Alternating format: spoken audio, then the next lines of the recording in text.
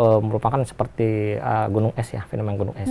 Jadi si pelaku ini merupakan korban dari pelaku sebelumnya. Dan korban dari pelaku ini itu juga menjadi pelaku berikutnya. Itu jadi gunung es itu yang membuat saya sedih juga ya. Tentu saja warga dengan KTP DKI Jakarta, kalau kejadiannya di luar DKI masih bisa kami biayai dari Pemda. Tetapi untuk KTP luar Jakarta, jika kejadiannya ada di DKI Jakarta, ini juga dengan surat keterangan kepolisian, kami bisa klaim untuk pembiayaannya.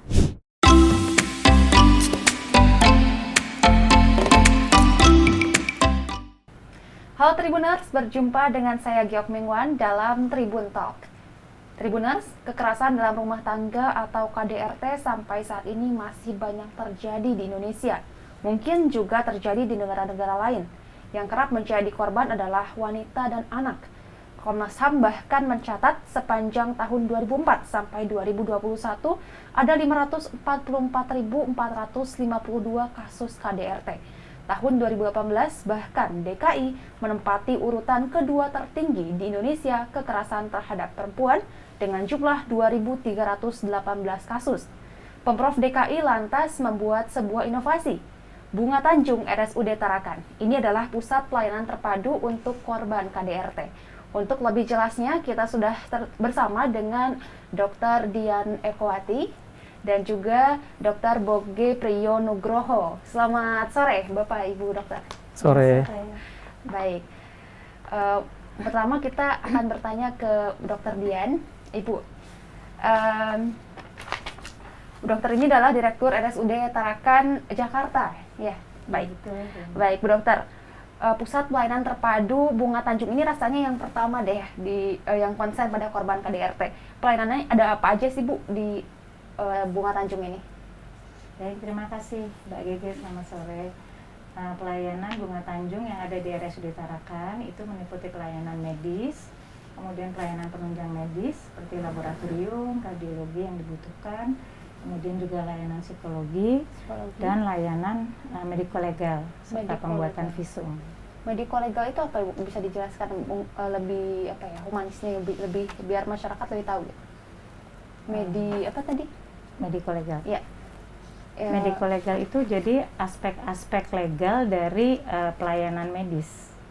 Aspek-aspek legal dari pelayanan medis. Oke. Ya. Baik. Selanjutnya Ibu, Komnas HAM mencatat sampai ada 500.000 korban KDRT. Kalau di Bunga Tanjung sudah berapa banyak korban yang sudah melapor?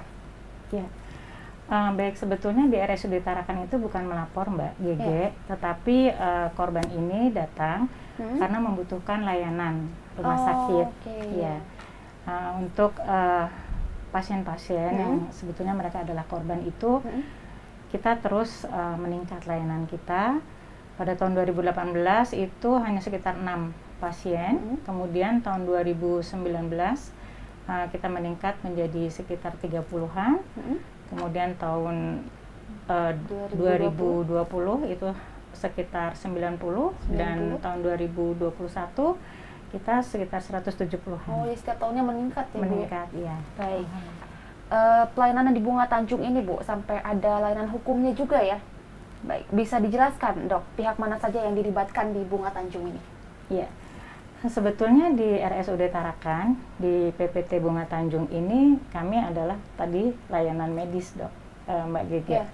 Jadi untuk layanan hukum itu sebetulnya adalah PPT Bunga Tanjung berkolaborasi dengan Polda Metro Jaya dan kolaborasi dengan Polda Metro Jaya, unit P2 TP2A. Unit P2 PT2A.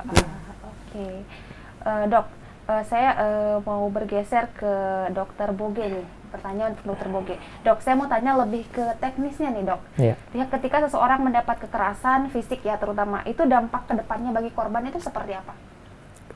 Kekerasan fisik memang kita layani ya untuk pengobatannya. Kalau untuk dampak kedepannya mungkin lebih ke arah psikisnya nanti. Kalau insya Allah sih kalau kita sudah layani atau kita obati secara fisik, insya Allah nanti ke depannya dengan proses penyembuhan yang sangat baik ya ke depannya nanti. Kalau mungkin dari psikisnya nanti mungkin perlu terapi lebih lanjut. Baik, ketika sudah menjadi korban nih Dok, kemudian tidak melapor atau tidak ditangani dengan baik, itu kedepannya bakal jadi bumerang, misalkan jadi pelaku kah kedepannya, atau bagaimana, ada kemungkinan seperti itu? Ya tadi seperti Bu Direktur bilang, kita memang melayani secara medis di rumah sakit karena memang kita korpsnya itu di kesehatan ya.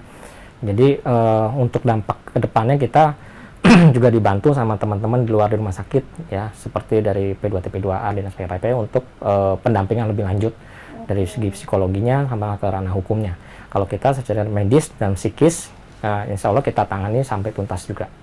Baik, jadi nanti ada langkah ke depannya sama yang berkolaborasi dengan Bunga Tanjung itu ya? Iya. Baik, Dok, impact paling besar dari kekerasan ini bagi seseorang itu apa sih? Itu tergantung ya. Tergantung dari, kalau menurut pengalaman saya selama ini memang tergantung dari pribadi dari korban masing-masing. Ya mungkin korban yang anak atau dewasa. Yeah. Kalau impact secara fisik ya, mungkin kalau dewasa mungkin cepat pulih fisik ya.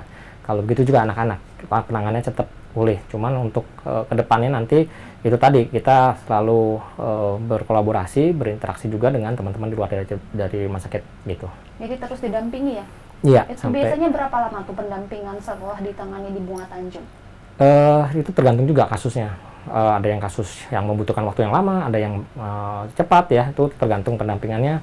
Bahkan teman-teman di luar itu mendampingi sampai ke ranah hukum, bahkan sampai ke tingkat pengadilan sampai vonis daripada si pelakunya gitu. Baik. Nah, saya mau tanya nih ke Dokter Dian nih. Kita kan sudah dengar tadi ternyata dampaknya luar biasa ya, kekerasan itu. Terus di Bunga Tanjung ini seperti apa untuk menangani itu? Iya. Jadi memang Bunga Tanjung ini sebetulnya adalah sebuah inovasi di dalam kita memberikan pelayanan bagi korban-korban kekerasan terhadap perempuan dan anak. Yang pertama, pasien atau korban ini akan bertemu dengan dokter forensik, dengan dokter Boge untuk dilakukan interview atau wawancara. Dan apabila nanti korban ini tidak bisa menceritakan kronologisnya, dia mengalami kendala, maka kita akan mengundang psikolog ke ruang tersebut. Kemudian psikolog ini nanti yang akan membantu psikis agar korban ini bisa menceritakan permasalahannya. Oh, jadi pertama itu didatangkan ke dokter forensik dulu ya? Iya, ke dokter forensik dulu. Nah, nanti sambil berjalan kita menghubungi P2TP2A, unit P2TP2A, sehingga nanti petugas P2TP2A yang selanjutnya akan mendampingi korban akan hadir bersama dengan psikolog untuk mendengarkan seperti apa kejadiannya dan sebagainya. Baik. Selain penanganan medis untuk lukanya, kan tadi ada psikolognya juga kan ya? Betul. Untuk psikisnya. Untuk proses hukum dan tindakannya itu seperti apa, Dok? Iya, jadi apabila korban memang ingin menyelesaikan permasalahan ini karena hukum, maka kami akan berkoordinasi dengan Polda Metro, dengan kepolisian untuk hadir dan kemudian memberikan konseling kepada korban dan keluarganya mungkin. Baik, tadi kan disebutkan ada pendampingan psikolog juga ya. Itu kan kita kenal biasanya mahal ya untuk penanganan itu. Nah, itu seperti apa, Dok, di Bunga Tanjung ini? Ya, alhamdulillah Bunga Tanjung ini karena merupakan salah satu perwujudan daripada kegiatan strategis daerah pemerintah DKI Jakarta nomor 13, di mana pemerintah DKI Jakarta ini salah satu kegiatan strategisnya adalah penanganan dan perlindungan kekerasan pada perempuan dan anak. Jadi dengan kegiatan strategis daerah ini, pemerintah DKI Jakarta berkomitmen untuk memberikan pembiayaan bagi para korban yang membutuhkan layanan kesehatan di rumah sakit. Jadi gratis ya untuk penanganan di Bunga Tanjung ini ya? Ya, jadi korban bisa datang atau keluarga korban bisa datang ke rumah sakit, kemudian nanti kami layani sesuai dengan apa yang harusnya didapatkan oleh korban ini, kemudian nanti biaya pelayanannya akan kami ajukan kepada Dinas Kesehatan. Itu dari awal penanganan fisik, psikologis, terus yang kerana hukum juga turut dibantu untuk masalah pembiayaan atau apapun itu, semuanya gratis ya? Iya, kalau untuk ke ranah hukum, tadi udah saya sebutkan di muka bahwa kita berkolaborasi dengan kepolisian. Baik. Dok, nggak sedikit nih yang mengalami tapi takut melapor ya. malu untuk cerita ke orang lain. Nah, Bunga Tanjung punya cara nggak untuk meyakinkan orang untuk speak up gitu? Iya, jadi memang layanan ini dibuat sedemikian rupa sehingga kita menyediakan satu area khusus yang istilahnya konfidensial lah. Pasien-pasien lain tidak seliweran atau tidak lalu lalang di situ gitu ya. Ruangan pintu masuknya khusus, kemudian ada pintu keluarnya juga, sehingga di sini kita membuat korban itu merasa nyaman.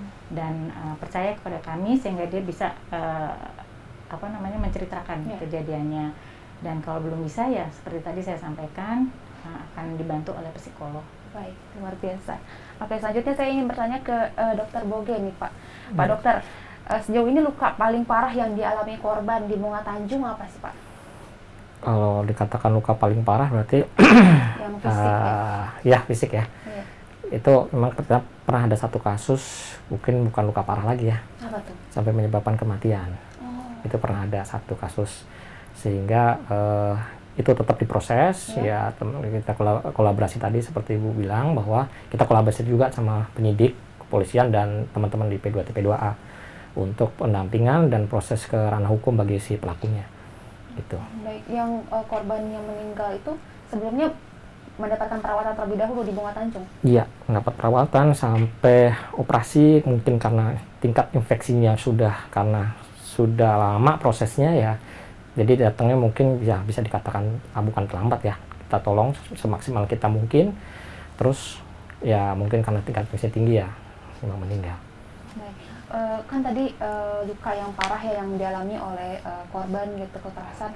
Kalau misalkan cerita uniknya gitu di balik korban-korban yang ditangani di Bunga Tanjung, apakah ada, Dok? Cerita unik nih korban apa dulu nih? Korban kekerasan dalam pacaran juga ditangani ya di Bunga Tanjung ya? Iya, karena kita menangani kekerasan seksual dan kekerasan fisik. Kekerasan fisik, jadi apapun bentuk kekerasan bisa ditangani di Bunga Tanjung. Iya. Oke, ada nggak Dok cerita uniknya gitu?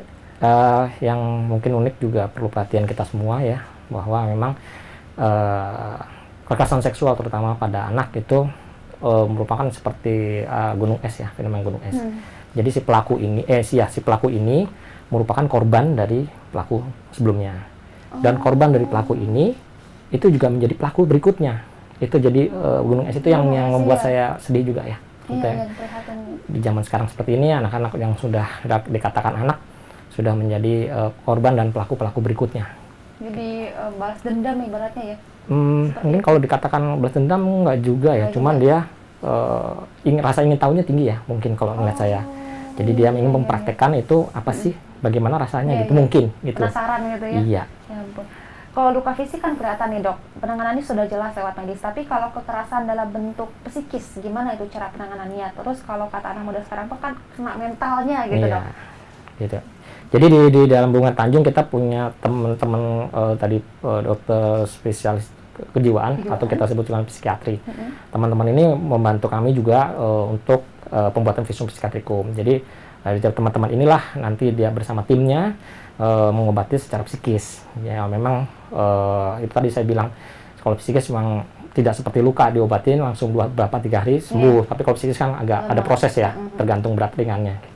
Oh, jadi berapa lama penyembuhannya itu tergantung dari si korbannya itu iya, ya? Korbannya, berat ringannya, kan setiap kalau saya bilang memang setiap orang individu beda dalam menerima suatu peristiwa yang dialaminya secara psikis ya, secara psikis. Jadi untuk terapinya pun dengan cara sendiri, dengan metode sendiri, dengan proses sendiri yang lumayan bisa dipertimbangkan agak lama atau cepat, gitu tergantung dari si korbannya sendiri, keadaannya seperti apa gitu. Jadi setiap orang bisa berbeda-beda ya bentuk penanganannya ya? Iya, Baik. beda.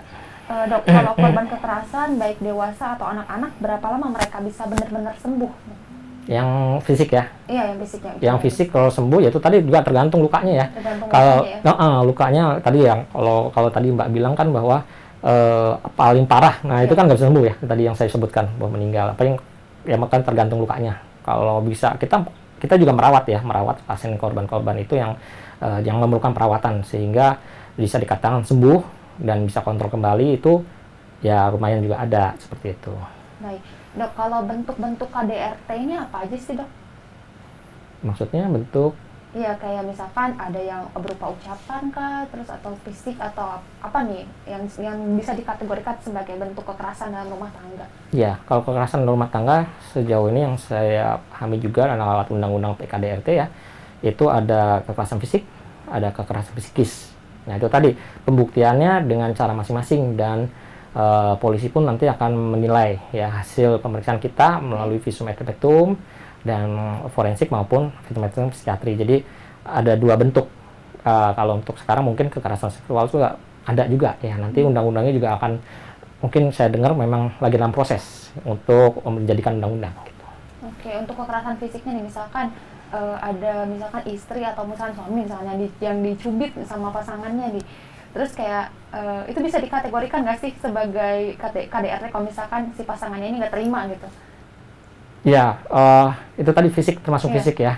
Jadi kita kalau sebagai dokter menerima dampak, tapi prosesnya kita nggak bisa lihat. Kita bukan saksi, jadi kita melihat dampaknya yang ada di tubuh manusia, proses seperti apa. Nah kita bisa menilai ya, kekerasan ini kekerasan tumpul atau kekerasan tajam, gitu. Oke. Sekarang pengen nanya ke Bu Dokter Dian. Bu Dokter, selama ini korban KDRT yang datang ke Bunga Tanjung ini mayoritas istri dan anak atau juga ada suami yang jadi korban?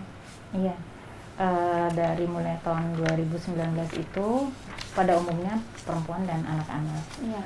Tapi pernah juga ada pria, kurang lebih 2 orang ya, Dokter Buge ya. Oh, 2 orang. Dokter Dian nih, ada nggak dok yang masih pacaran kan mengalami kekerasan terus udah toksik gitu yang ditangani sama Bunga Tanjung, adakah? Kalau untuk kasusnya barangkali detailnya Dokter Buge ya.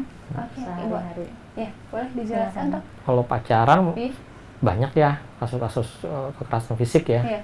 Apalagi kekerasan seksual masih bisa dikategorikan lumayan banyak ya. Oh, udah pernah ditangani sama Bunga Tanjung? Sering. Oh, sudah sering ya.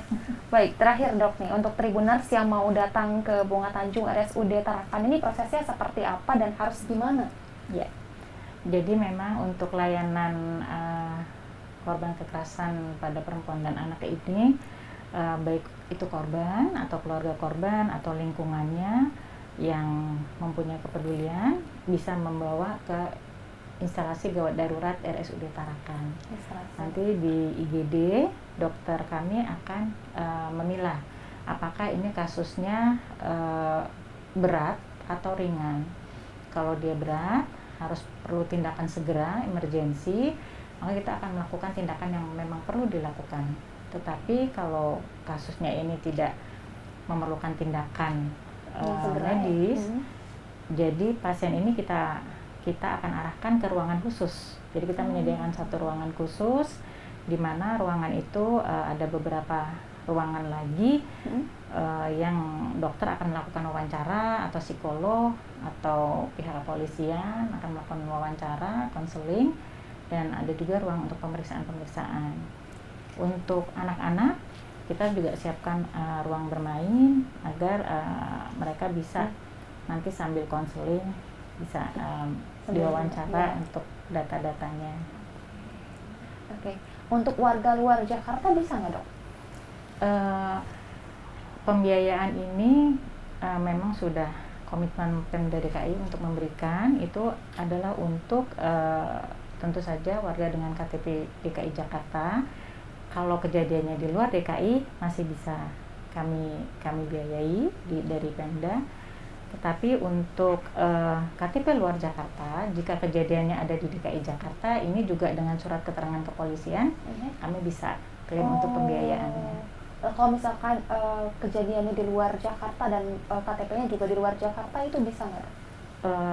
Itu tidak masuk di dalam kriteria. Ya? Jadi kalau misalkan kejadiannya di Jakarta, walaupun bukan orang Jakarta, KTP-nya bukan di Jakarta, bisa ditangani dan pembiayaannya juga bisa diurus. Ya. Oke. Baik, Dokter Dian Ekowati dan Dokter Boge Priyonugroho, terima kasih banyak sudah meluangkan waktu untuk berbincang di Tribun Talks. Ya, kasih. Dengan munculnya, terima kasih. Dengan munculnya berbagai pelayanan yang menangani kekerasan terhadap wanita dan anak, semoga angka kasusnya bisa ditekan seminimal mungkin. Bagi kalian yang menjalani hubungan juga, tidak semua permasalahan bisa selesai dengan kekerasan. Komunikasi yang baik mungkin bisa jadi jalan tengah untuk menyelesaikan persoalan. Saya Giok Mengwan, pamit undur diri. Sampai jumpa di Tribun Talk selanjutnya. Terima kasih sudah nonton. Jangan lupa like, subscribe, dan share ya.